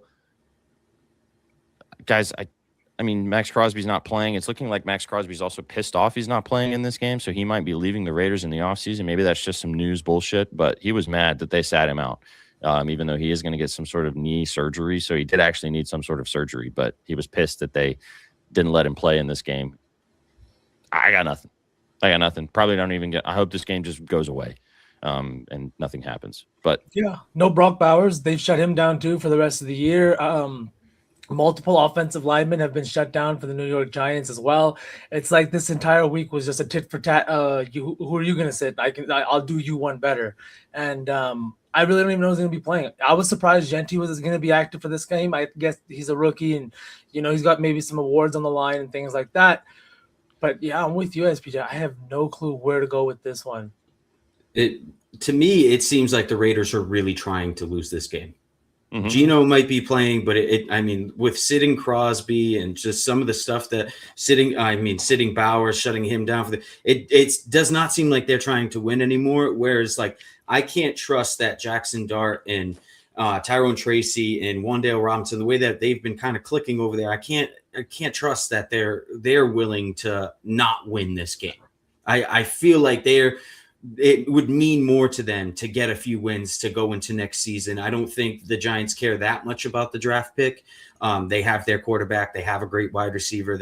A top 5 they probably care about, but I feel like that's pretty locked up here. Whether they win or they don't win, it's probably top 5 here. So I like the Giants. I'm not playing the Giants. I just think the Raiders are really trying to lose this game. They're doing everything they can. I have Tyrone Tracy starting in my fantasy league, so it'd be great if he had a big day. He's been good over the last few weeks, too. The Raiders' defense is also just buns. So, yeah, I think we kind of are all on the same page here. That would not be surprised if the Giants win this game by a touchdown. Would also not be surprised if they do some janky shit and the Raiders end up winning this game, too. Like, neither of those results would surprise me whatsoever. I did want to talk about this. The total's 41.5. Is that not crazy low for these two teams? I looked at that and was kind of shocked by that. Like, I feel like it should be 51. I mean, I don't know. This Jackson Darts proved that he can put up points. They've scored, and the Raiders defense is trash. The Raiders have also kind of proven in certain times this season they could put up points. So maybe it's because Bowers is sitting, and I'm not sure, but especially with no Crosby on that Raiders D-line, how do the Giants not score 21, 28 themselves, you know? Three of the last 4 games for the Raiders have gone over, and 9 of the last 10 games for the Giants have gone over this total. The only lone loss in the over department was last week for the Giants. So, yeah, interesting stuff there too. All right. Anything else on this game we want to talk about, or shall we jump to the way more entertaining, interesting game in the late window in comparison to this one? Can I just complain? Two late window games? I know we had a week full of all these games with Christmas, but 2 late window games? Can't really get 3. Come on. Yeah. Big facts. But at least one of them's good. I think they could have withheld one of the games last night. Definitely. I don't think we needed 2 yesterday. Didn't need that Packers game whatsoever. Dude, I feel like outside, right? Yeah, outside looking in, that Packers game had all the excitement needed. You know what I'm saying? So I mean, I feel like Texans Chargers probably would have served the league and all of us fans a little bit better at 4:30 today. Yeah. I agree. Also, I have a real quick gripe about this. Can NFL Network just give up on Rich Eisen calling football games? Yes, please just get. He's great for his podcast. He's good on his show. He is a terrible broadcaster of NFL games. Like, Kurt Warner's fine, like whatever, but Rich Eisen is awful. Like, that game, like on NFL Network, and the call of that game was bad. Like, can we just stop with that, please? We got so many other people calling games that are way better. Like, just, I know Rich probably just wants to do a game a year for the vibes, but like, you got your show, big dog. Just go do that. Big game in this late window. Again, unless you're a fan of the Giants or the Raiders, you ain't watching that game. You're going to watch this one instead. Bills, Eagles. As you can see on the screen, this was a pick'em earlier this week. No longer, though. Buffalo are now 3-point favorites in this game. Like, guys, huge move from the pick'em that it was earlier this week. The total is still sitting at a solid 44. No love for Philadelphia, though. I got a prop in this game. It's chalky, and I'll kind of lead us off with that. It should be a fun game in the fact that the Bills need to win to kind of stick around and push the Patriots to possibly compete to win the AFC East. The Eagles, on the other hand, have kind of locked up everything, so they don't have a bunch to play for here except just seeding purposes. So they don't really have too much on the line. So that's probably why the line has moved more towards Buffalo. I took Saquon over 80.5 rushing yards. I don't know how much he's going to play/run in this game based on the incentive aspect of things and the fact that they don't have much to play for as a team. However, this Buffalo Bills defense is terrible stopping the run. Saquon has been great the last 4 weeks too. So I think that this line at 80.5 feels comfortable to me. Not as confident as I was earlier in the week when I bet it, now that the Eagles don't have as much to play for in this game. But I think that Saquon has a chance to have a good game on the ground. Also kind of lean with the Bills now with this line move, but yeah, and kind of missed the boat on the number, I think. I'm kind of leaning the other way. Eagles? I think the line moves unwarranted. I think the line moves the public. I don't think the line move. I just don't see how. Again, this Bills team, they had to fight to come back and beat the Patriots last week. Like, they were down 21 points at one point. I mean, I don't know, with how decimated their D line has really been, and how they cannot stop the run for the most part. Last week they did a pretty good job at keeping Stevenson and the other Patriot running back in check, but Saquon and Jalen Hurts are not Ramondre Stevenson and Drake May in any sense of the word. They're much better rushers of the ball. So again, I think the Eagles are probably going to run the ball all over the Bills today, and that's going to chew up a lot of clock too. So I think this line moves a little unwarranted. Maybe it's just based off of what the Bills have to play for versus what the Eagles have to play for. If the Bills get up 2-3 touchdowns, maybe the Eagles sit guys. Not entirely sure, but I lean with the Eagles here. I think this Eagles team is a much better team, much better team than this Bills team. This Bills team has been skating by. How do you not trust this Eagles defense? In my opinion, the Bills wide receivers have been struggling all year. The Eagles have a great secondary. I don't think they're going to get it going today. Jalen Carter back on the defensive line for the Eagles, that the kind of tightening up a little bit here. So I don't know. I think they're going to put Josh Allen in some fits today. I think this line is probably unwarranted in my opinion. Mm-hmm. That's weird.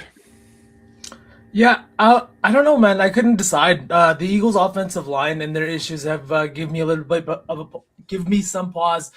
I just don't know if I want to put my money on Jalen Hurts yet. I don't have anything official in this one. I was looking at Allen rushing yards in this situation just because, like, he's had to do everything for this Bills team, and if they're going to stay alive in this divisional race, somehow, some way, it's going to be him moving the ball on the ground, getting in the end zone probably too.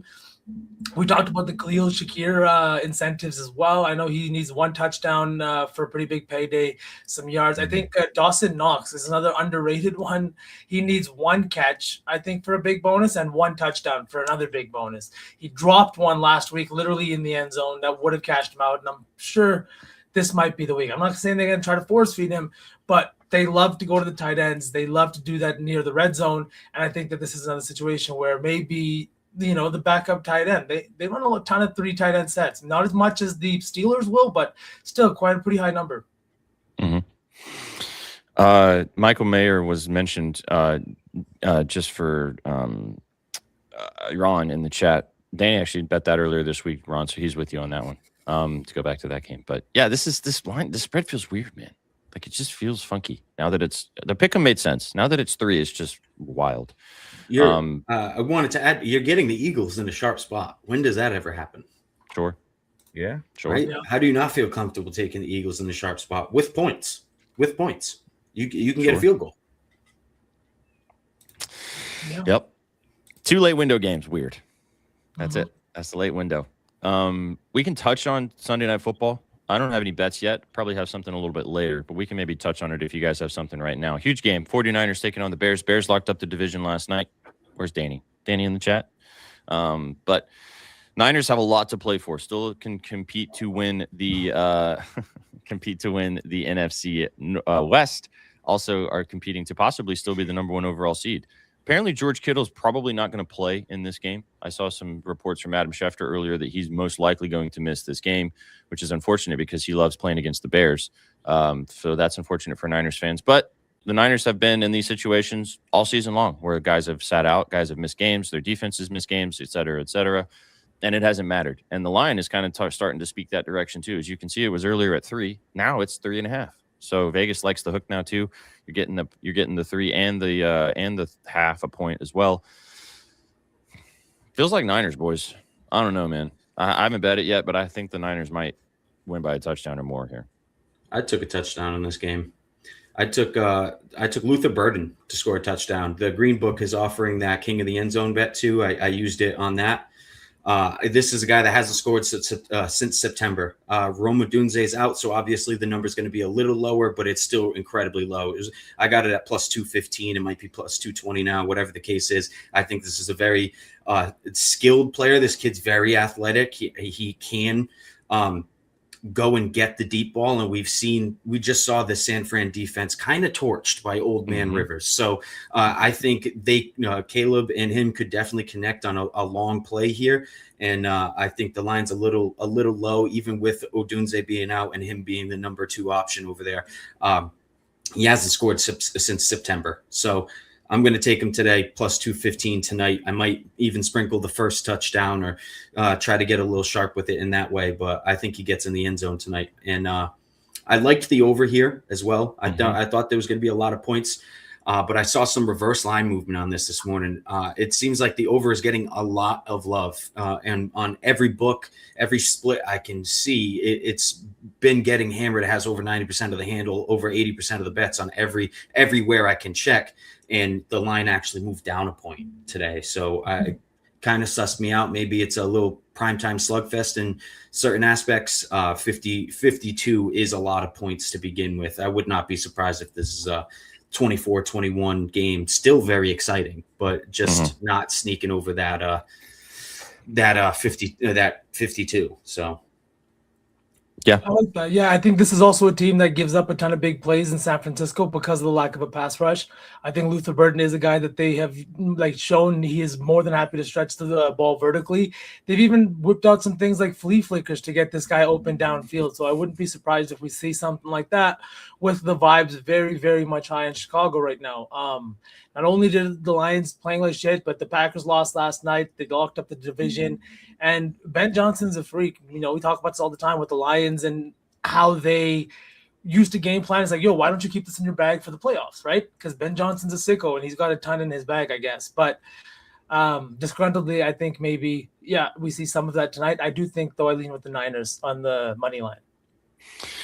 I like DeAndre Swift a lot too. His rushing yards line at 56.5. Been betting him a lot over the last few weeks. This Bears rushing attack is the number one rushing game in the rushing attack in the NFL right now between Swift and Monungai. Don't hate the 56.5 for Swift. Like the carries too at 12.5 over there as well. I also think Christian McCaffrey on the other side can have a big day on the ground.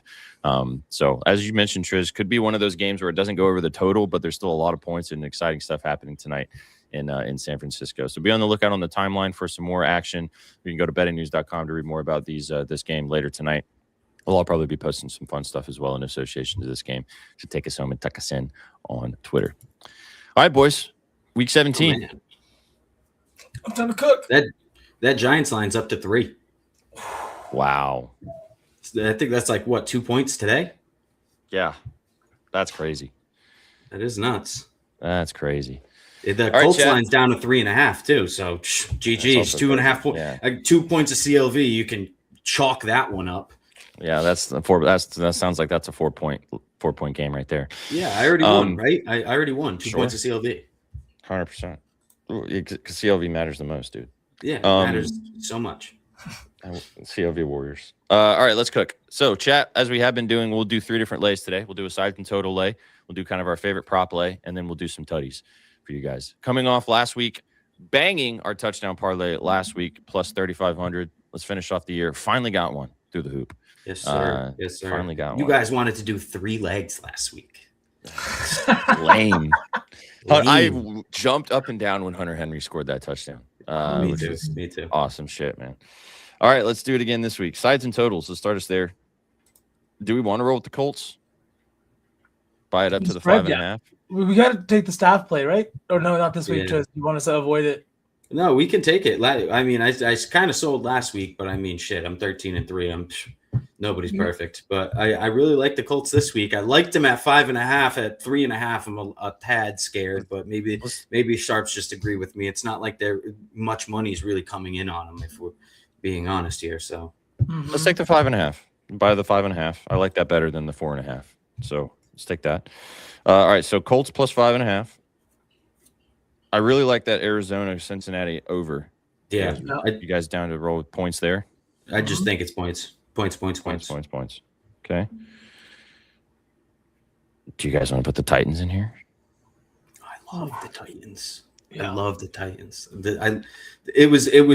For me, it was Colts or Titans for my staff pick. Wow. Okay, that's good to know.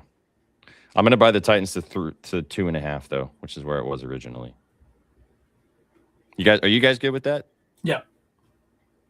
Yeah. I don't want to peer pressure you into betting the Titans. No. Okay, last sides and totals, and then we'll bring up our special guest to join us for the props. Last one. Do we want something do we want to take the Eagles in the points at this point? Or do we want to put something in the Sunday night game? Grody. Eagles in the points? That's grody. It's grody. Suk, how do you feel about your Bucks? I know there's some reverse line movement there, but they're really paying for something. Playing for something.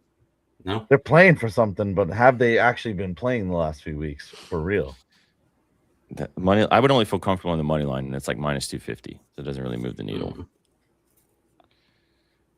AFC East under? Yeah. For Pats- under 42. Pats Jets? Under 42. Pats Jets.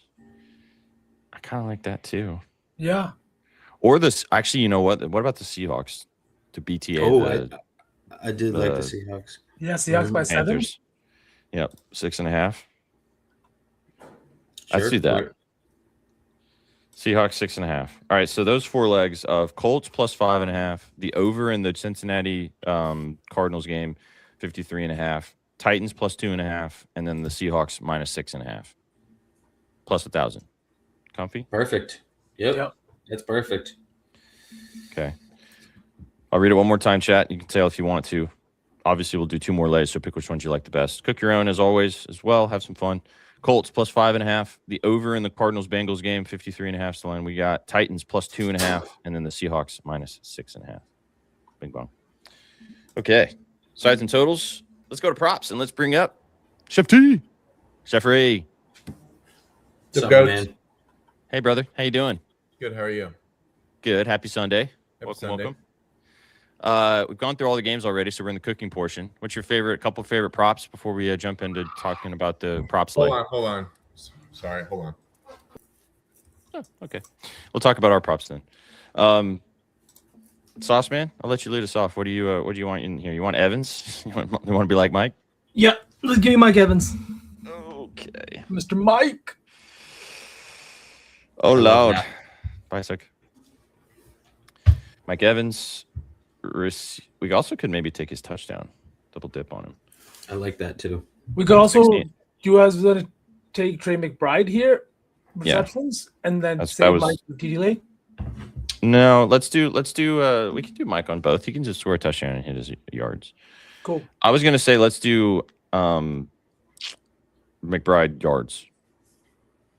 'Cause Okay, that's McBride. my favorite. Mike. 81.5 for me. God, that's up so high. Oh well. Okay, so we got Mike Evans receiving yards. We got Trey McBride receiving yards. Chef. Hi, Jeffrey. Mega. All right. Give us a Third. prop. Just look at it. What stands out and give it to us. Chase Brown, R&R. There you go. Chase Now Brown, neutral. R&R. Yeah, Mhm. or just receiving. Let's go R&R. I like that. Okay. It is 81.5. You good with that? Yeah. Okay. What's the receiving line?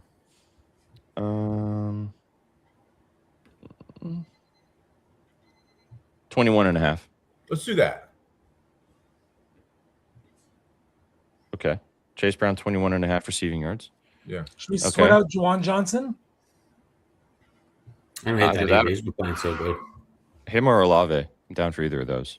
Olave went bananas last week. That's why I would only be a little worried about that. Whereas Juwan Johnson just had a good game. I trust the guy to stack 2 good games together rather than Mhm. like, you know. I like 46.5. the incentive play on that too. Yeah. All right, let's take Jawan for 46.5. Okay, so those 4 legs. Trey McBride, 81.5 receiving yards. Chase Brown, 21.5 receiving yards. Mike Evans, 60.5 receiving yards. And then Juwan Johnson, 46.5 receiving yards, plus 1,000. Bing bong. There we go. Okay. All right, boys. Tutties. Should we go Mike Evans first? Should we go back to him? Mm-hmm. Like Mike? Like Mike. Plus 125. Okay. Chef, what's your favorite touchdown scorer today? Come back to me. I'm finishing some research. Hold on. Okay. Triz? Take me either Jalen Hurts. I kind of want to take us home with Burden on Sunday Night Football. I'm down. I was gonna say if you use your king of the end zone, let's take it. Yeah. I'm down. I like Burden. I'm down to do Hurts as well. Yeah, I think Hurts gets into that. I really do. I like that. All right, so Hurts, Burden, Evans. And then Chef's man.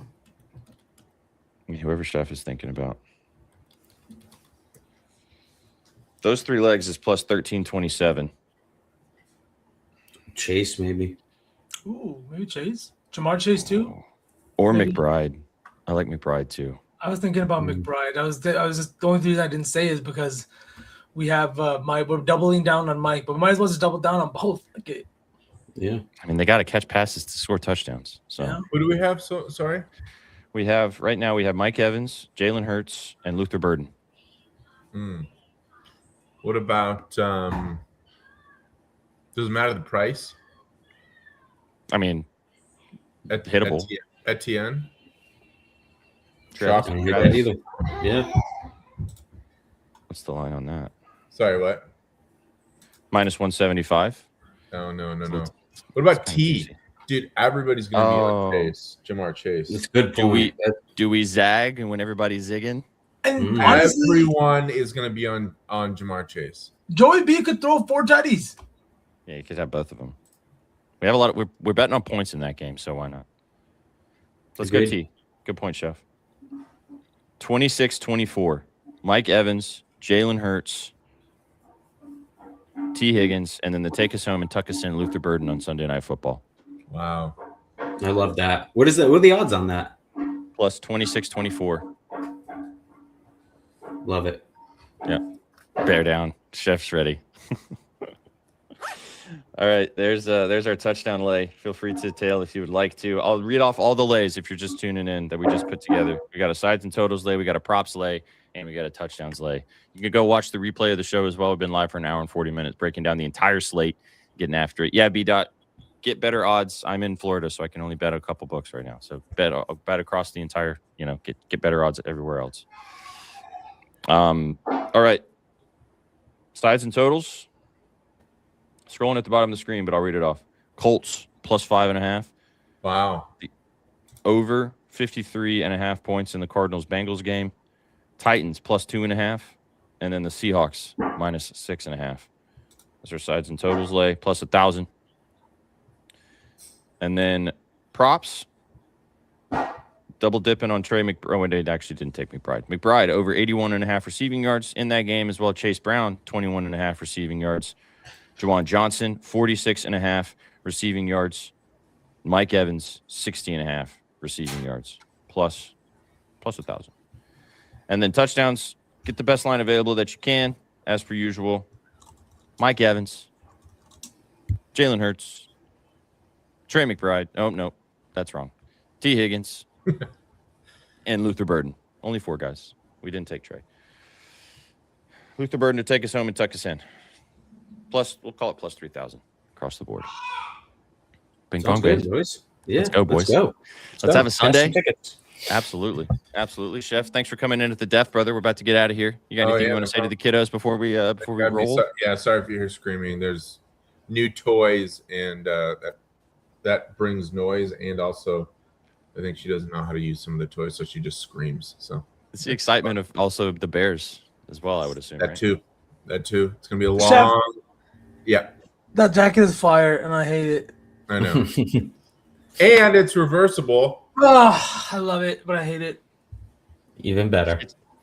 Should we all put in sweet. some money? Should we all put in some money and send via a grader hat thing?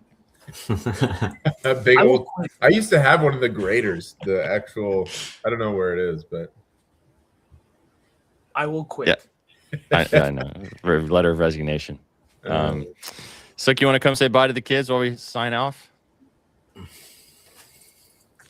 All right, chat. We appreciate you guys tuning in to Gridiron Gang today. Give us a follow if you haven't already, right here on Twitch or on YouTube. If you're following us on X, thanks for watching as well. About 9,000 you guys watching us across all platforms. Appreciate you. Have a fantastic day. Have a great Sunday. You guys came for the winners and you stayed for the vibes, boys. See you guys in 2026. Appreciate you guys for tuning in. We'll catch you on the next one. Take it easy, chat. Peace. What you know about rolling down in the